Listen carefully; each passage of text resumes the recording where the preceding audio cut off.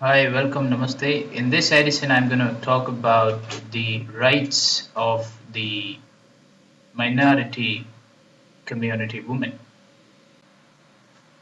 As we all know that in 2015 we are completing the 38th anniversary of the Shah Bano case.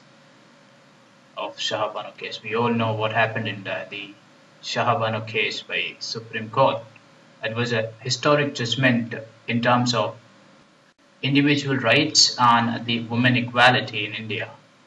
Women equality and individual rights in India. Let me give you a brief. Shahabano was being divorced and she asked for the maintenance. Any woman person is entitled to the maintenance from the head of the family. Now, the civil code in Muslims is being formulated by the All India Muslim Personal Law Board, right? And according to the law board, husband is entitled to give the meher plus the another thing is iddat. Iddat. Meher is the one-time payment if there is a divorce. In the condition of divorce, meher is a one-time payment in Muslims, as well as iddat is the maintenance, and this is usually for the 3 months period. And along with that, the divorce can be given just by saying 3 times talaq, talaq, talaq, right? So this is what it is according to the All India Personal Law Board, Muslim Personal Law Board. Here in 1985, Supreme Court had granted the maintenance beyond what All India Muslim Personal Law Board has to say. So we all know the political reality of the country and the lack of guts for social reforms in the country with our politicians. They are the vote bank calculators. They do not have the guts of, let's say, Dr. Ambedkar for the social reform. And we have seen that in 1986, the government came up with the act that effectively nullified the Supreme Court judgment. Here it was the rights of women, divorced women in Muslims. It was 1986 Act. So this is the background of that act. And after that act, it is not the government which had taken the path of making an individual realize their rights of equality and a life with dignity and respect. And you must note that in 2001, Supreme Court had effectively rendered the 1986 Act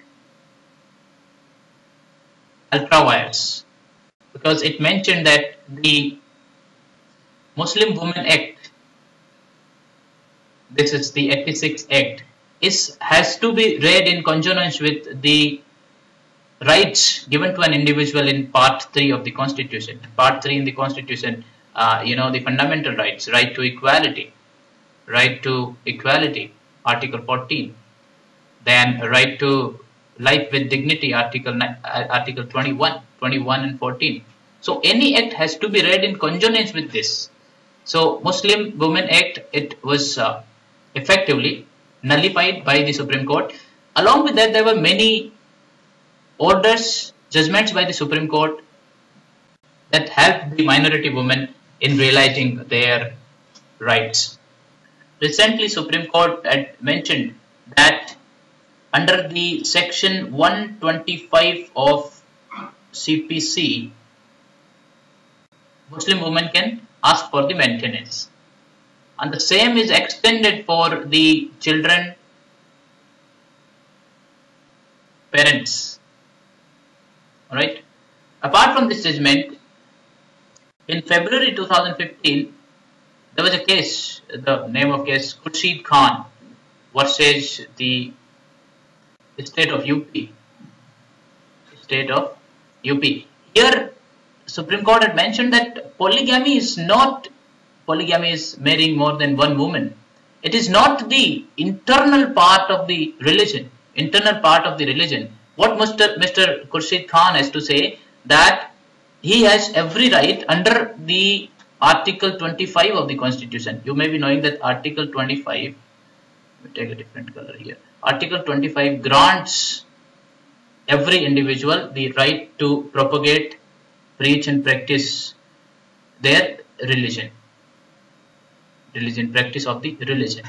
And there cannot be any interference. So, under this article, this Mr. Khurshid Khan had mentioned that he has every right to have more than one wife. But Supreme Court had mentioned that this is not internal to the religious practice. Religion allows polygamy does not mean that it sanctions it. That's what Supreme Court had observed. Another important case is Shabnam Hashmi. Shabnam Hashmi versus State of UP. State of UP. Here, the case was that Shabnam Hashmi went for the adoption of a child. Now, Muslim personal law does not allow you to adopt a child for women. Now, here, court had mentioned that since she came to the court, it is her decision. And as an individual, she had taken the decision knowing the individual rights. It says that the personal belief and faith must be respected, but it cannot come into the way of enabling statute. And the enabling statute is the Juvenile Justice Act.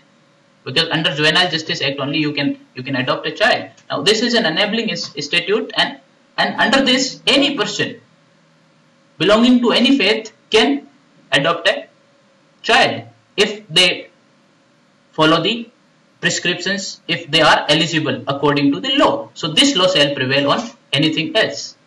Another important act was related to Sharia. Sharia. The fatwas, you may be knowing, the fatwas were being issued against many individuals. Court had observed that fatwas are an informal system, and if fatwas come into the way of individual rights, they are illegal. If any fatwa is against the individual rights granted under the Constitution, that is illegal. That's what Supreme Court has to say. But Supreme Court refused to ban all the fatwas. It refused to ban the fatwas on the grounds that these are the informal systems. Informal systems working for delivering a kind of justice. Even if that justice is against the fundamental rights, then certainly yes, any individual can approach the court and ask for the protection from the state.